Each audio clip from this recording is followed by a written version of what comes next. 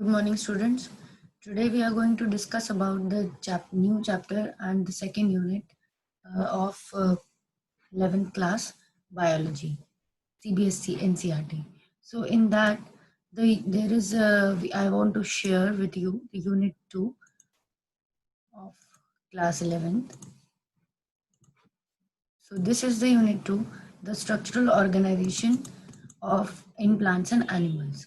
And in this, we are going to discuss about chapter 5, chapter 6, chapter 7, and we are going to start with the chapter 5. That is the morphology of flowering plants. So in this, the chapter starts with simply the definition of the morphology. That what do you mean by morphology? So morphology is simply the uh, study of external characteristics of the plants, and all the external features are there in which we study uh, the plant. We have seen the plant. We like to grow plants in our environment, and when we see the plant, we see various parts of the plant, and we see this kind of structures.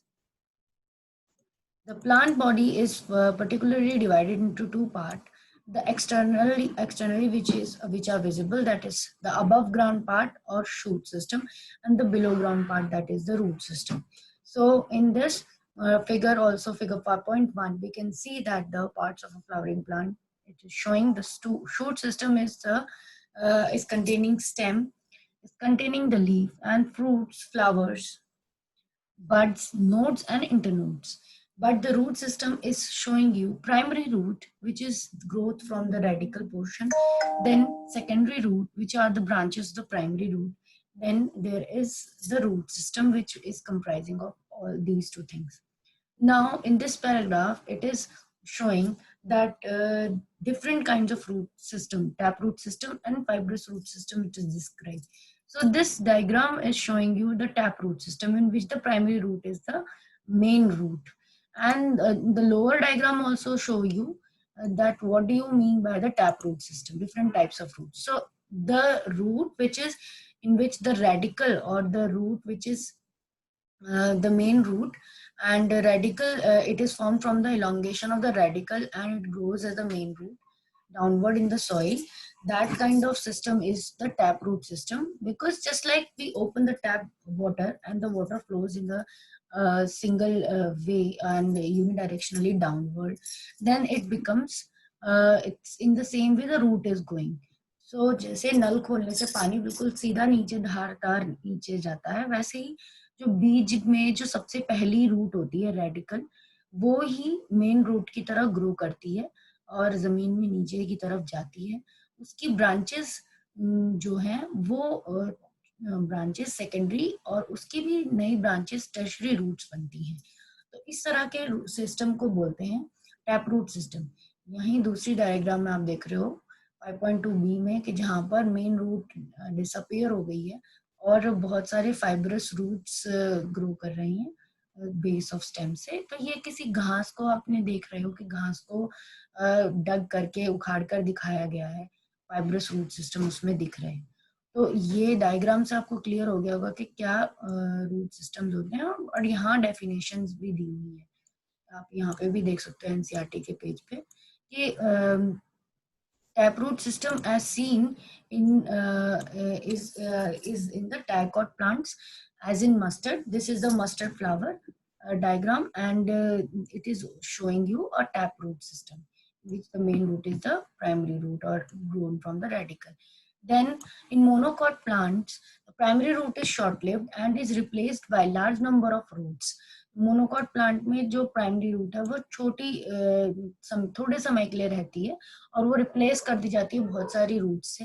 ये roots originate करती हैं base of the stem से और fibrous root system बनाती हैं, as seen in the wheat plant. जैसा हमने wheat plant में भी देख सकते हैं, किसी ग्रास के प्लांट में भी देख सकते हैं. कुछ प्लांट्स में जैसे ग्रास, मॉन्स्टेरा, बैनियन ट्री में रूट्स किसी और पार्ट से भी निकलती है प्लांट के. ऐसी रूट्स को जो कि रेडिकल के अलावा किसी और मेन रूट के अलावा किसी और पार्ट से निकल रही हैं, ऐसी रूट को एडवेंटिशियस रूट्स कहा जाता है.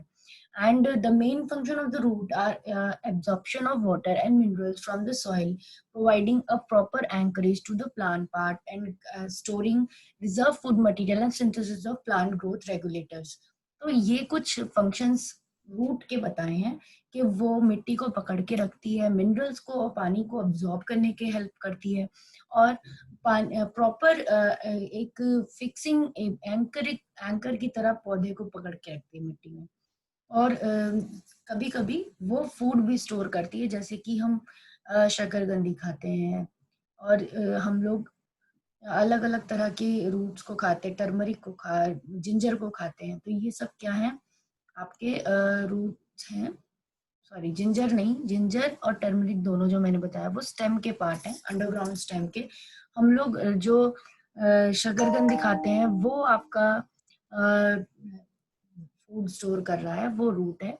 और उसके अलावा जो और हैं प्लांट, जो जैसे हम गाजर और मूली खाते हैं या शलगम खाते हैं, turnip, carrot and radish, they are the example of the roots which are growing and which are absorbing the food in them. Now we are discussing, so these are the food storing.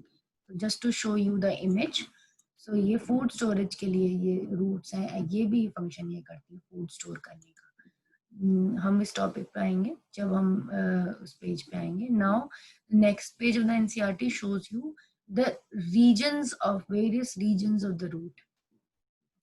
So various regions of the root are these. There are 3 regions of the root. What are those? The lowermost portion of the root is the root cap portion. The root lowermost region is the region of meristematic activity, which is covered by a root cap portion.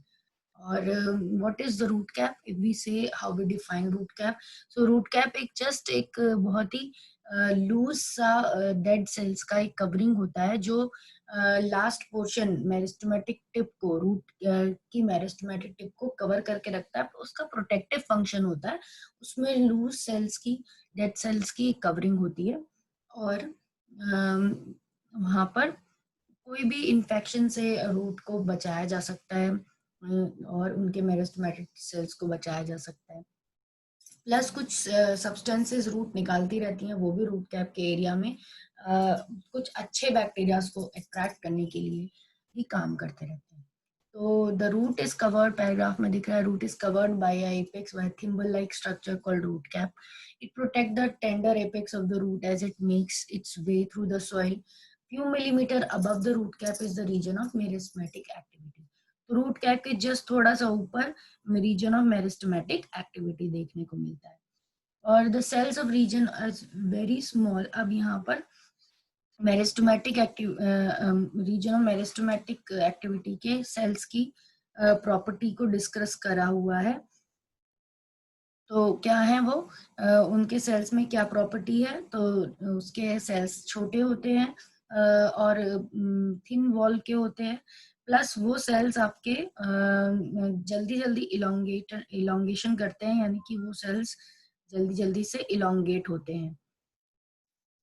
और इसमें gradually बहुत सारे rapidly division की property होती है, और इसलिए मेरिस्टेमेट ये रूट की लेंथ को बड़ा करने में, नए सेल्स ऐड करने में काम आते हैं. देन उसके जस्ट बाद जो रीजन आता है वो रीजन ऑफ इलोंगेशन होता है. तो उसमें डेफिनेशन दी हुई है, नेक्स्ट लाइन बताई हुई है, cells proximal to the region undergoes rapid elongation enlargement responsible for the growth of the root in length. तो रीजन ऑफ इलोंगेशन वाले एरिया के जो सेल्स हैं वो बहुत जल्दी लंबाई पकड़ते हैं और इनलार्ज होते हैं, और ग्रोथ, रूट की ग्रोथ में, लेंथ में साथ देते हैं. तो इस रीजन को रीजन ऑफ इलोंगेशन कहा जाता है. The cells of elongation zone gradually differentiate and mature, और जल्दी से ये मैच्योर और इलोंगेट होने में हेल्पफुल होते हैं. Hence, this zone proximal to the region of elongation is called as region of maturation. अब रीजन ऑफ इलोंगेशन के जस्ट ऊपर, प्रॉक्सिमल जस्ट नियर आने वाला, प्रॉक्सिमल मतलब होता है नियर, तो रीजन ऑफ इलोंगेशन के जस्ट ऊपर जो, और से जस्ट पास में जो रीजन है वो है रीजन ऑफ मैचुरेशन. तो रीजन ऑफ मैचुरेशन के सेल्स की प्रॉपर्टी अब यहाँ बता रहे हैं कि यहाँ के सेल्स बहुत जल्दी डिफरेंशिएट होते हैं और अपने एपिडर्मल सेल्स बनते हैं, रूट हेयर्स अपने अंदर से रूट हेयर जैसे स्ट्रक्चर्स डेवलप करते हैं, जो बहुत फाइन डेलिकेट थ्रेड जैसे स्ट्रक्चर होते हैं और जिनसे पानी एब्जॉर्ब करना बहुत आसानी से, मिनरल्स और पानी एब्जॉर्ब किए जा सकते हैं सॉइल से। तो रीजन ऑफ मैचुरेशन में सेल्स स्पेशल फंक्शंस के लिए अपने आप को रूट हेयर्स में वाटर एब्जॉर्प्शन का सरफेस एरिया बढ़ाने के लिए डेवलप कर लेते हैं। तो ये आपके रीजन्स ऑफ हो गए रूट के।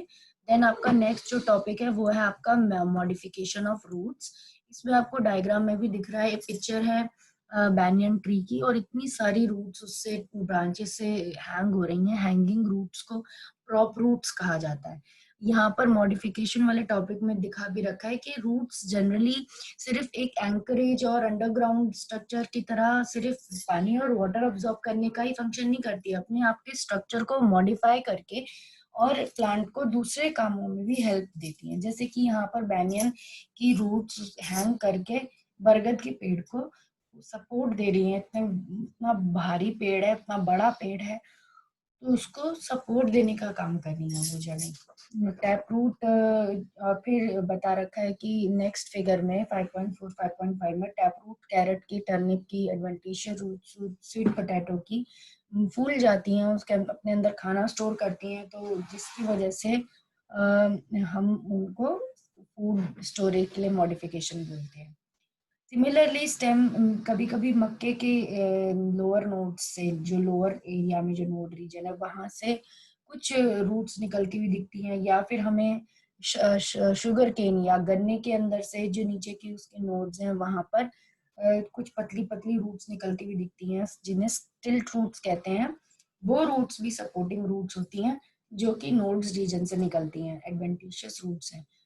इन some plants such as Rhizophora, कुछ प्लांट्स में जो कि दलदली एरिया में प्लांट्स ग्रो होते हैं, राइजोफोरा जैसे एग्जांपल दिया है, वहां पर रूट्स मिट्टी से बाहर की तरफ निकल के आती हुई दिखती हैं। इन रूट्स को निमेटोफोर्स कहते हैं और ये ऑक्सीजन की को लेने के लिए एनवायरनमेंट से हेल्पफुल होती हैं। तो यहाँ पर हम निमेटोफोर और इनका डायग्राम भी देख सकते हैं नेक्स्ट पिक्चर में। So here it is shown in the A 5.5a is showing the roots for modified for the food storage, and B showing these respiratory roots which are negatively geotropic coming out of the ground and which are absorbing the oxygen from the air and helpful in the respiration in the waterlogged condition or the swampy areas. Now the stem, the next topic is the stem. Then how can we define the stem? The stem is the ascending part of the axis of the plant bearing branches, leaves, flowers and fruits, and it develops from the plumule region. जैसे root radical reason के growth से बनी है, वैसे ही जो stem होती है वो एम्ब्रियो के प्लम्यूल रीजन के ग्रोथ से, सीड जो ग्रो होता हुआ अंकुर वाला जर्मिनेटिंग सीड होता है उसके टॉप पोर्शन प्लम्यूल पोर्शन से निकलती हुई सीधी जाती हुई main axis ascending part of the plant को जो ब्रांचेस निकाले, पत्ते निकाले, उसको क्या कहते हैं? उसको स्टेम कहते हैं। और उसके अंदर नोड्स होते हैं, इंटरनोड्स रीजन होते हैं। The region of stem where leaves are born are called nodes, while internodes are the portion between two nodes. और जहाँ जिस एरिया से पत्ते या ब्रांचेस निकलती है उस पोर्शन को तो नोड्स कहते हैं, और जिस एरिया से दो नोड्स के बीच के एरिया को इंटरनोड कहते हैं। इस डायग्राम में आप आराम से देख सकते हो कि नोड्स और इंटरनोड्स किसको कहते हैं। देखिए यहाँ पे से एक नया लीफ निकल रहा है तो ये नोड रीजन है, यहाँ मार्क भी हो रहा है, और दूसरा यहाँ पर बड भी दिखा रहा है, ये भी एक नोड रीजन है। और इन दोनों नोड्स के बीच का पोर्शन जो लॉन्ग पोर्शन है उसको इंटरनोड कहा जाता है। और आप समझ सकते हो कि जैसे शुगर केन की तो दो नोड्स के बीच का एरिया सॉलिड होता है, वहां शुगर भरी होती है, और बैम्बू जहां पर दो नोड्स के बीच का एरिया हॉलो होता है उसकी हॉलो इंटरनोड्स होती हैं। अब हम वापस से अपने स्टेम पे आते हैं कि स्टेम में और क्या क्या आपकी मॉडिफिकेशन होती है। स्टेम भी अपना पहले मेन फंक्शन बताया स्टेम का कि स्टेम जनरली यंग होती है तो ग्रीन होती है, पर जब वुडी हो जाती है तो डार्क ब्राउन हो जाती है। स्टेम के अंदर टर्मिनल और एक्सिलरी बड हो सकती है। ऐसी बड जो बिल्कुल टिप पे आ रही है उसे टर्मिनल बड बोलेंगे। ऐसी बड जो साइड्स में आती है उन्हें एक्सिलरी बड बोलते हैं। मेन फंक्शन स्टेम का है ब्रांचेस निकालना, लीव्स को ग्रो कराना, फ्लावर्स और फ्रूट्स को अटैच करना, ग्रो कराना, पानी और मिनरल्स और फूड को पूरे प्लांट में स्प्रेड कराना भी स्टेम का मेन फंक्शन है। और प्रॉपर फंक्शन स्टेम का कभी कभी अपने आप को मॉडिफाई करके फूड भी स्टोर करती है, सपोर्ट भी करती है, प्रोटेक्शन भी करती है, वेजिटेटिव प्रोपोगेशन में भी हेल्प करती है। तो एनसीईआरटी में हमें ये मॉडिफिकेशन स्टेम के दे रखे हैं, तो वो हमें पढ़ने हैं। The stem may not always be typically like what they are expected to be. They are modified to perform different functions. तो स्टेम नॉर्मली जिस तरह से हम देख रहे हैं कि टॉप सीधा जाता हुआ स्ट्रक्चर है और पत्ते और लीव्स को और इन सबको बना के रख रहा है। अब हम स्टेम को देख सकते हैं कुछ मॉडिफाइड फंक्शंस के साथ, जैसे कि अदरक और हल्दी, टर्मरिक, जिंजर, जमीकंद, क्लोकेशिया, अरबी, इन सब के अंदर हम देखा है कि खाना भरा हुआ होता है और ये खाने की चीजें, मसाले वगैरह बनते हैं इनसे। तो यहाँ पर स्टेम एक organ of storage of food है, तो ये मॉडिफिकेशन हुई पहली स्टेम की, for modified for the storage of food. Second है modified as the organs of pollination to tide over the okay. So these ginger, turmeric, they also help to regrow the plant when or tide over a cope unfavorable conditions. जब condition अच्छी नहीं होती तो ये अपने आप को reserve कर लेती हैं, और जब बारिश आती है, अच्छा मौसम होता है इनका ग्रो होने का, तो वापस से ये पौधे बना लेती हैं। तो इसी के लिए बोला गया ऑर्गन ऑफ प्रीनेशन।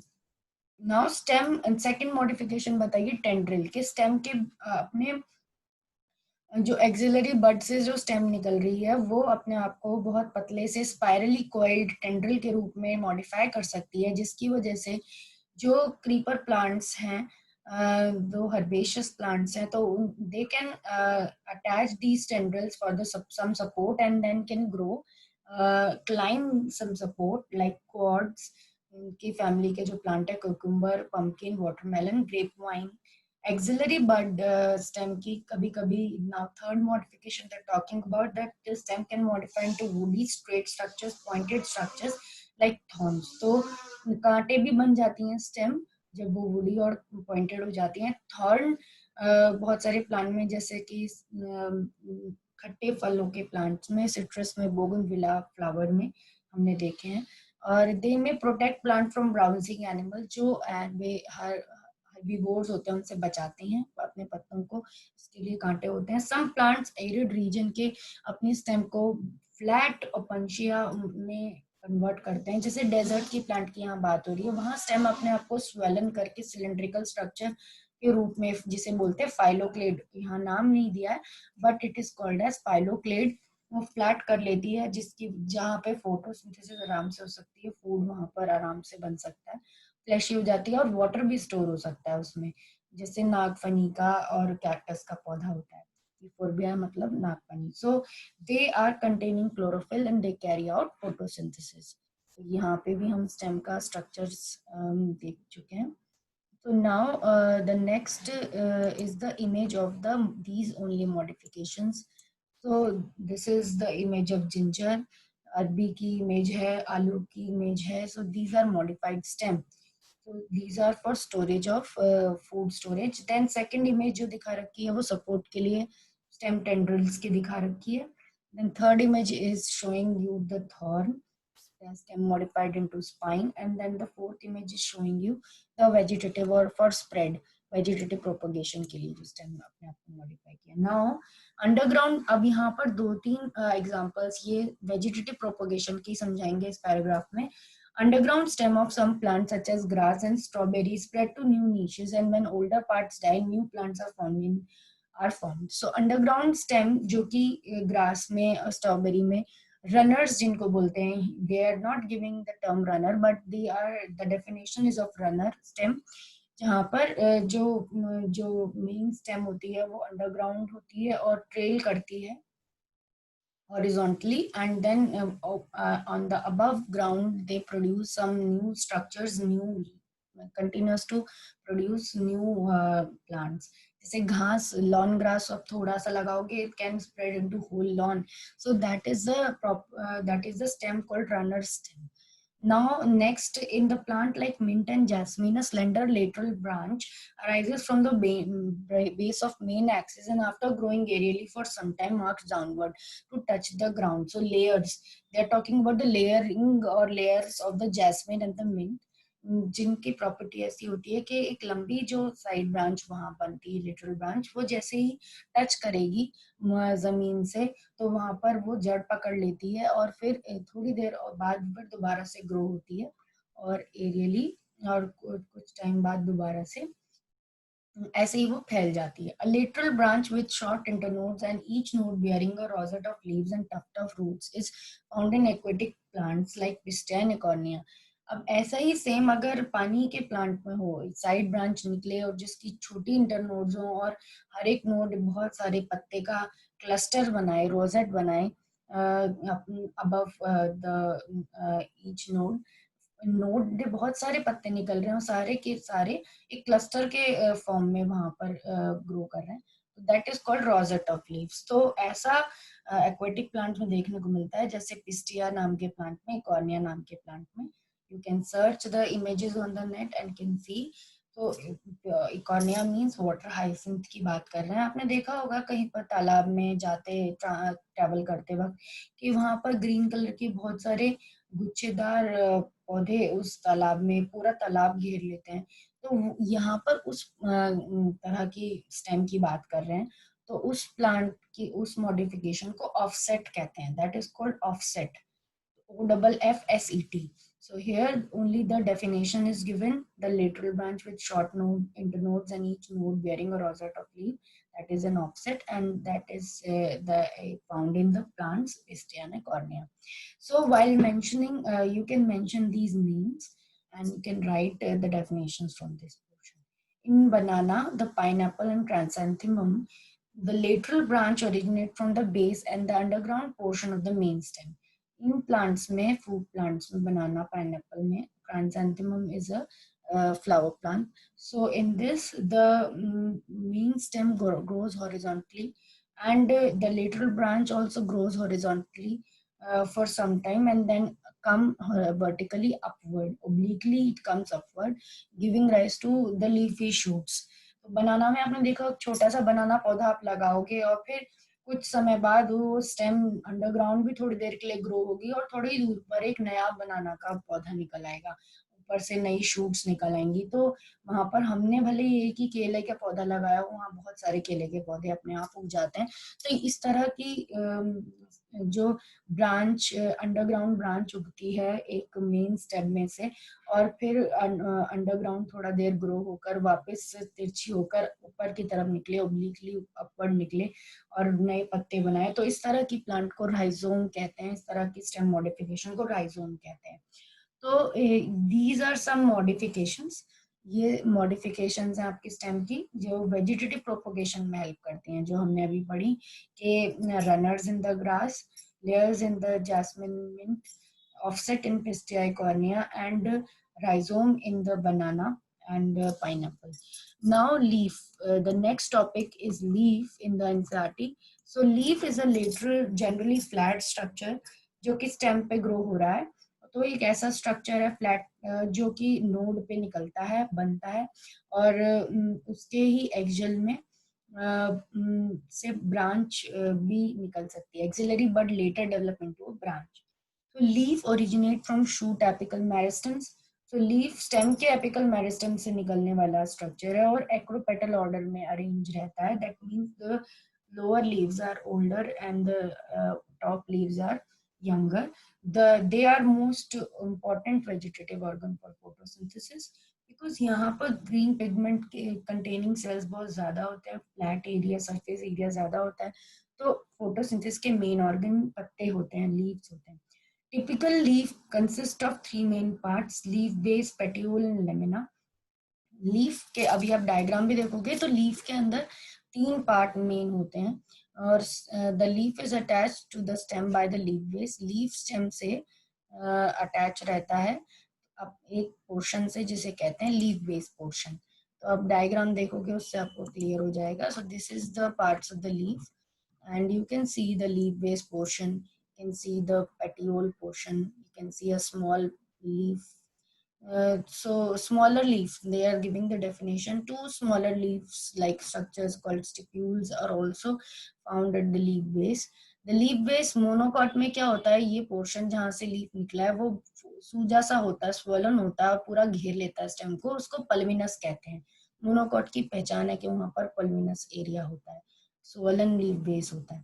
द पेटियोल, एक petiole is stick like structure which is holding the leaf at an particular angle and keep hold the leaf blade to the light, light को एक्सपोज करने वाला स्टॉक होता है petiole. Then long thin flexible petiole allow leaf blade to flutter in the air, air में flutter करने के लिए leaves को हेल्प करता है और जिससे उसकी हीट भी लॉस होती है एंड फ्रेश एयर उसकी सरफेस पे आती है। द लेमिना और leaf base is the green expanded part of the leaf with veins and veinlets। यहाँ पर लेमिना पोर्शन की बात करी गई है, ये पूरा फ्लैट पोर्शन जो कि लीफ के वेन्स और वेनलेट से, मेन वेन है मिडरिप सेंटर वाली और इससे निकलती हुई बाकी साइड वेन्स को वेनलेट्स कहा गया और छोटी बारीक वेनलेट्स हैं। there is usually a middle prominent vein which is known as midrib and vein provide rigidity to veins का काम है कि वो लीफ को rigidity थोड़ा सा फिक्स थोड़ा सा स्ट्रॉन्ग स्ट्रेंथ देती है and the shape and margin of the leaf सभी लीव्स में अलग अलग हो सकता है। Now venation, next topic is venation. यहाँ पर आप देख रहे हो कि इस लीफ में नेटवर्क की तरह वेन्स हैं, सब जगह जाल की तरह फैली हुई है। तो this type of venation is known as reticulate venation and when the veins are parallel to each other then we say that the leaf has parallel venation. The arrangement of veins is known as venation. When veinlet form network, then venation is termed reticulate. When veins run parallel to each other within lamina, the venation is termed parallel. The leaves of dicotyl plants generally possesses reticulate venation, while parallel venation characteristic of monocot। यहाँ पर ये पता है कि dicot में ज्यादातर reticulate venation रहेगी और मोनोकॉट में पैरेलल वेनेशन रहेगी। नाउ टाइप्स ऑफ लीव्स बताए हैं कि leaves on the basis of के उनका लेमिना कंप्लीट है या फिर ब्रोकन है स्मॉल लीफलेट्स में, लीफ सिंपल और कंपाउंड हो सकते हैं। तो जब leaf is said to be simple, जब उसका लेमिना पूरा हो कंप्लीट हो तो उसको सिंपल लीफ कहते हैं। और जब when incise the incision do not reach the touch the midrib, और अगर कटा भी होता है तो वो मिडरिब तक नहीं कटा होता तो वो भी उसको सिंपली कहा जाता है। जब इंसिजन्स बाहर के मार्जिन के कर्व्स अंदर तक आए और लीफ को तोड़ दें छोटे छोटे लीफलेट्स में, तब उसको कंपाउंड लीफ कहा जाता है। A bud is present in the axial of petiole in both simple and compound leaf, दोनों में एक्सियल में बड तो होती ही है, यहाँ दिख रही है, यहाँ पे बड होती है, but not in the axial of leaflets. इन छोटे छोटे लीफलेट्स के एक्सियल में कोई बड नहीं होती है। तो ये पहचान होती है कि हम सिंपल और कंपाउंड लीफ कैसे पहचानेंगे। द कंपाउंड लीव्स में बी ऑफ टू टाइप, और यहाँ पर दो तरीके के कंपाउंड लीव्स दिखा रखे हैं, ए पाइनेटली कंपाउंड है और बी पाल्मेटली कंपाउंड है। जैसे आपने पाइन के पौधे देखे होंगे कॉनिफर्स के, नीडल लाइक लीव्स होते हैं, सेंट्रल मिडरिप से बहुत सारे निकलते रहते हैं। तो इसीलिए इस वाले डायग्राम को तो जैसे नीम या कड़ी पत्ते के लीफ को पाइनेटली कंपाउंड बोल दे क्योंकि अरेंजमेंट लीव्स का उस तरीके का है।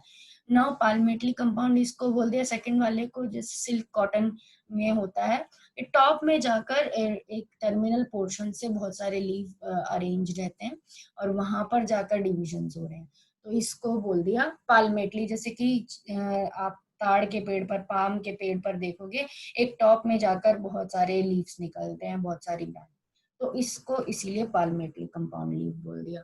अब आप नेक्स्ट में देखोगे कि फाइलोटैक्सी, कि फाइलोटैक्सी क्या होती है, what is phyllotaxy. And phyllotaxy is the pattern of arrangement of leaves on the stem and the branches. This is usually of three type: alternate, opposite and whorled। तो यहाँ पे तीनों के डायग्राम दिख रखे हैं। This A picture is of alternate phyllotaxy, B is of opposite and C is of whorled।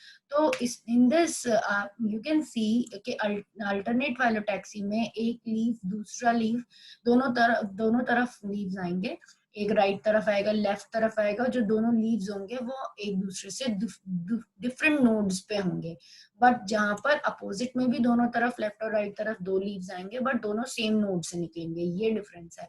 और world में गोलाई में लीफ अरेंज होंगे, और एक सिंगल लीफ से बहुत सारी लीफ क्लस्टर में गोलाई सर्कल पैटर्न में अरेंज रहेंगे, that will be called world phyllotaxy.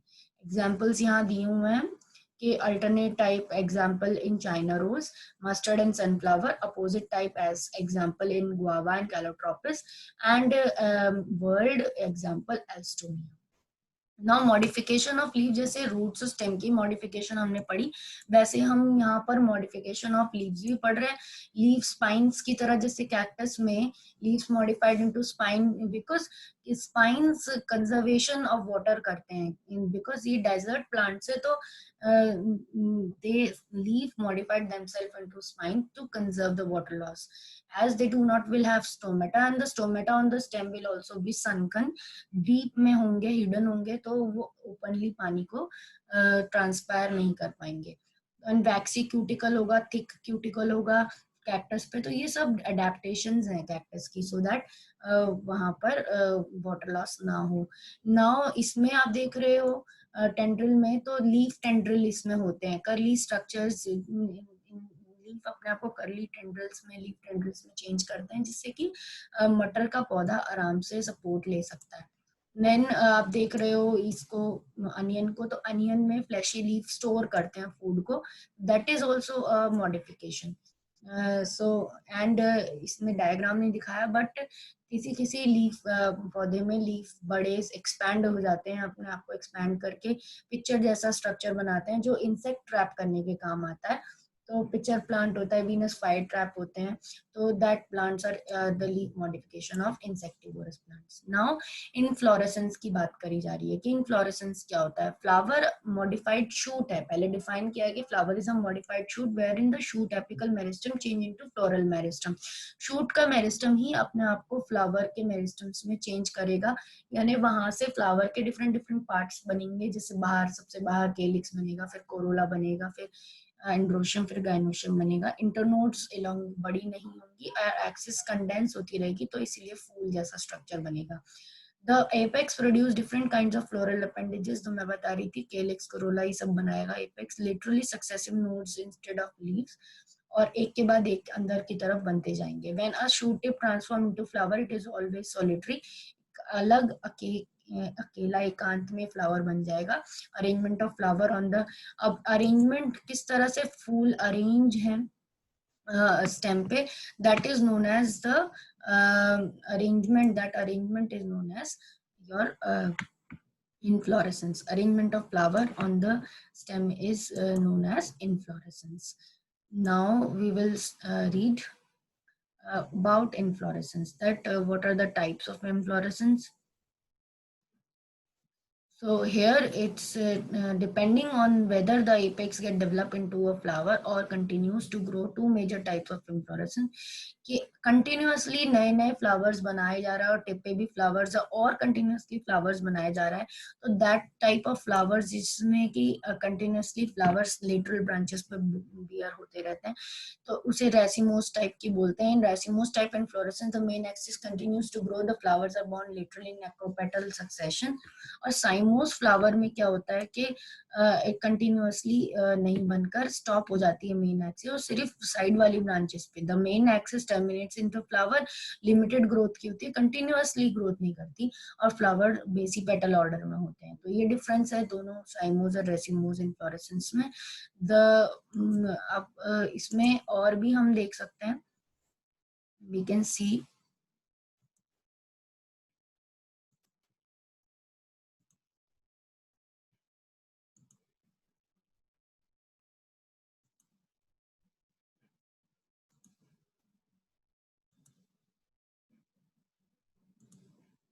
ना फ्लावर के अलग अलग पार्ट्स को डिस्क्राइब किया गया है, what is flower, what are the parts, various parts in the flower. तो आपने पहले भी क्लास में पढ़ा है, ये सब फ्लावर के पार्ट्स होते हैं। यहाँ पर आप देख रहे हो कि पेडिसल, जिस एरिया जो ग्रीन पोर्शन है थैलेमस या जिस स्टॉक से थैलेमस तो ये पोर्शन है, ग्रीन पोर्शन, फ्लैट पोर्शन, जिसपे सारे पार्ट्स अटैच्ड हैं। बट जिस पोर्शन से आपका जो स्टिक पोर्शन है, जिससे कि वो स्टेम से जुड़ा रहेगा, उसको पेडिसल बोला गया। अब मेरी एक और वीडियो भी है जिसमें मैंने डिसेक्शन करके दिखा रखा है फ्लावर के पार्ट्स का, वो भी देख सकते हो पार्ट्स ऑफ फ्लावर के लिए। और यहाँ पे भी आप देख सकते हो मेरे यूट्यूब चैनल पे वो वीडियो, वो से भी देख सकते हो। और यहाँ पे भी आपको दिख रहा है कि सबसे बाहर ग्रीन लीफी स्ट्रक्चर्स होंगे, उन्हें केलिक्स मार्क किया हुआ है। फिर अंदर कलरफुल सॉफ्ट स्ट्रक्चर्स हैं जिसको कोरोला बोला गया है, पेटल्स का ग्रुप। देन अंदर बताया एंड्रोशियम एंड देन बताया gynoecium. So here also they are separately diagram में दिखाया, they have shown कि calyx is the group of sepals, corolla is a group of petals, androecium group of stamens, and gynoecium is of carpels. And this is about flower, के flower के parts हैं, flower है।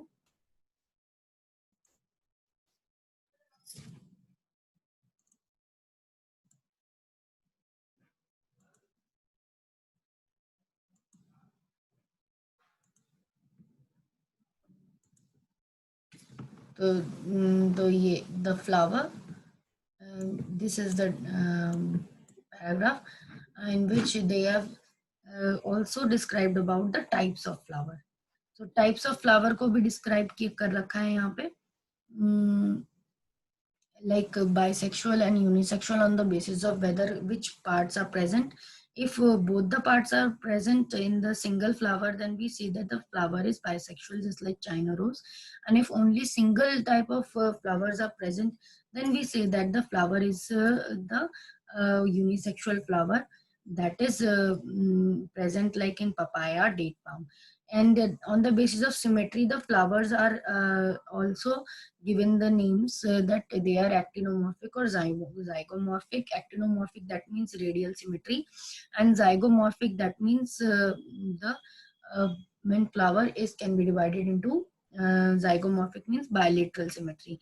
सिर्फ एक ही vertical plane से अगर flower को हम डिवाइड कर सकते हैं तो जाइगोमॉर्फिक सिमेट्री हो गई। तो वहां पर हम देख सकते हैं, एग्जाम्पल भी दे रखे हैं एक्टिनोमॉर्फिक के मस्टर्ड, धतूरा, चिली, और जाइगोमॉर्फिक के दे रखे हैं पी, गुलमोहर। ये सब जाइगोमॉर्फिक के एग्जाम्पल्स हैं। Now we can also have we can also divide flower on the basis of कितने उनके पार्ट्स में वो है, means how many in how many multiples its floral appendages are present. So if the flower is having appendages in the multiple of 3, we say that the flower is trimerous. So if the means 3 के multiple में अगर उसके sepals और petals हो तो हम बोल देंगे कि trimerous है। और अगर उसके अपेंडेजेस 4 के मल्टीपल में तो कह देंगे टेट्रामेरस है। और अगर उसके 5 के होंगे, 5 के मल्टीपल में तो हम कह देंगे पेंटामेरस है। तो इस तरीके से हम फ्लावर को बता सकते हैं, डिफरेंट डिफरेंट टाइप से उसको हम आइडेंटिफाई कर सकते हैं।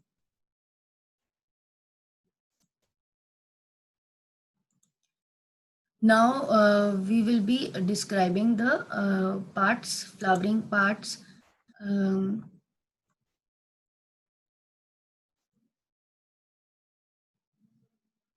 और फ्लावर को हम डिस्क्राइब भी कर सकते हैं, उसके किस तरह का फ्लावर है, ऑन द बेसिस ऑफ के पिस्टलॉइड है, स्टेमिनॉइड है, देखिए एपिगाइनस है, on the basis of ovary position.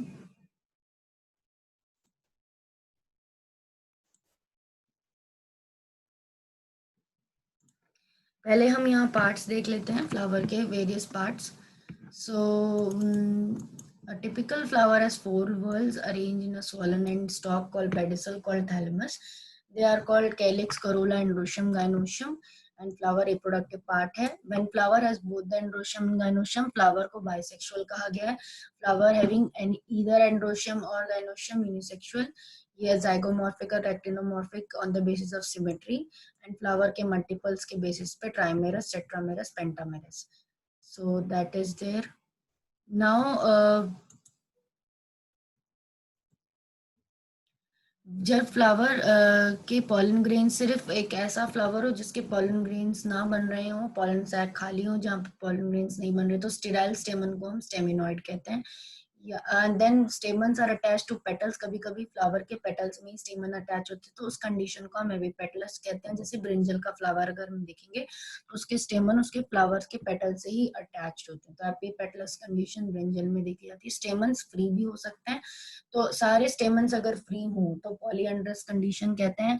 और अगर स्टेमन्स का एक ग्रुप बन रहा हो एक बंडल में, मोनोडल्फस कहते हैं। जब बंडल दो बंडल्स में हो तो डायडल्फस कहते हैं। जब दो से ज्यादा बंडल में अगर स्टेमन्स का ग्रुप है, क्लस्टर है, तो पॉलीडल्फस फ्लावर कहते हैं। गाइनोशियम की बात करी गई, फीमेल पार्ट को गाइनोशियम कहते हैं, जिसमें एक से ज्यादा कार्पल भी हो सकते हैं। ईच कार्पल, हर एक कार्पल की बात करें तो वो 3 स्ट्रक्चर से मिलकर बनता है, स्टिग्मा, स्टाइल और ओवरी। 10th क्लास में भी आपने पढ़ा है कि टॉप पोर्शन जो सॉसर शेप होता है जो पॉलिन को रिसीव करता है उसे स्टिग्मा कहते हैं। मिडिल पोर्शन जो ट्यूब जैसा होता है स्टाइल कहते हैं, और राउंड पोर्शन बॉटम का ओवरी कहते हैं। मोर देन वन कार्पल अगर प्रेजेंट हो और अगर फ्री हो किसी फ्लावर में, जैसे रोज में हम देखेंगे बहुत सारे फ्लावर्स कार्पल सेंटर में प्रेजेंट होते हैं, तो उसे एपोकार्पस कंडीशन कहते हैं। लोटस में भी यही होती है, रोज में भी। और फ्यूज्ड हो सारे कार्पल्स एक साथ, तो मस्टर्ड और टोमेटो में जैसे हम देखने को मिलता है, तो सिनकार्पस कंडीशन कहते हैं। फर्टिलाइजेशन के बाद जो ओवरी के अंदर जो ओव्यूल्स होते हैं वो बीज में बदल जाते हैं और ओवरी फ्रूट में बदल जाती है। तो ये हमने देख लिया। अब हमें देखना है कि फ्लावर में जो उसके जो पार्ट्स हैं, फ्लोरल पार्ट्स हैं, वो किस तरह अरेंज है, उसे एस्टिवेशन कहते हैं। तो एस्टिवेशन स्ट्रक्चर हमें पढ़ना है। तो पर्टिकुलर फैशन में क्योंकि एस्टिवेशन होती है, जैसे इम्ब्रिकेट एस्टिवेशन है, margin overlap each other but not in a particular fashion, जैसे गुलमोहर में। तो this is imbricate, this third number. आप देख रहे हो इससे कोई भी पैटर्न नहीं है, एक पेटल का ये लाइन फिगर है जिसमें एक पेटल तो पूरा अंदर है, दोनों मार्जिन अंदर है, एक पेटल के दोनों मार्जिन बाहर हैं, और बाकी उनके एक एक कोने ओवरलैप हो रहे हैं। तो इम्ब्रिगेट वाली जो एस्टिवेशन है उसमें एग्जांपल भी दिया है कि गुलमोहर में ऐसे को देखने को मिलेगा, आप गुलमोहर का फूल देखोगे तो।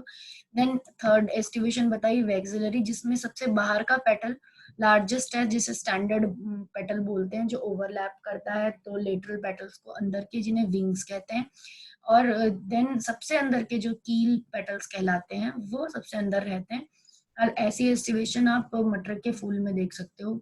वैक्सिलरी एस्टिवेशन इसको कहते हैं, पेपिनोसी फैमिली के फ्लावर्स में आपको देखने को मिलती है।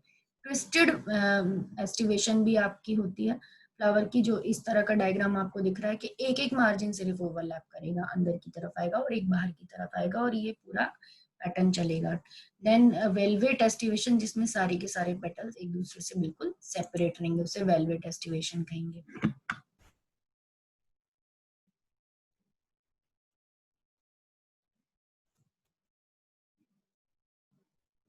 देखिए valvate aestivation, the whorl of the sepals और petal touch each other edge in Calotropis. Example दिया है कैलोट्रोपिस एग्जांपल का, और इसमें एस्टिवेशन का डेफिनेशन क्या है, mode of arrangement of sepals और petals in floral bud with respect to other members of the same whorl is called aestivation. आपका सेपल्स या पेटल्स का अरेंजमेंट बाकी और सेपल्स के रिस्पेक्ट में, कि अपने बाकी सारे मेंबर सेम ग्रुप के मेंबर से कैसे अरेंज्ड है, उसके मार्जिन ओवरलैप हो रहे हैं कि नहीं हो रहे, या किस फैशन में ओवरलैप हो रहे हैं, उस स्ट्रक्चर को, उस प्रॉपर्टी को एस्टिवेशन कहा जाता है। वेलवेट और ट्विस्टेड, वेलवेट में जो वर्ल ऑफ सेपल्स और पेटल होते हैं टच तो करते हैं पर ओवरलैप नहीं करते एक दूसरे को, कैलोट्रोपिस एग्जांपल। ट्विस्टेड में वर्ल एक दूसरे पे ओवरलैप करते हैं, जैसे चाइना रोज में होता है। एम्ब्रिकेट में ओवरलैप करते हैं, कोई पर्टिकुलर फैशन नहीं होता। तो हमने इस वीडियो में एस्टिवेशन भी समझाया।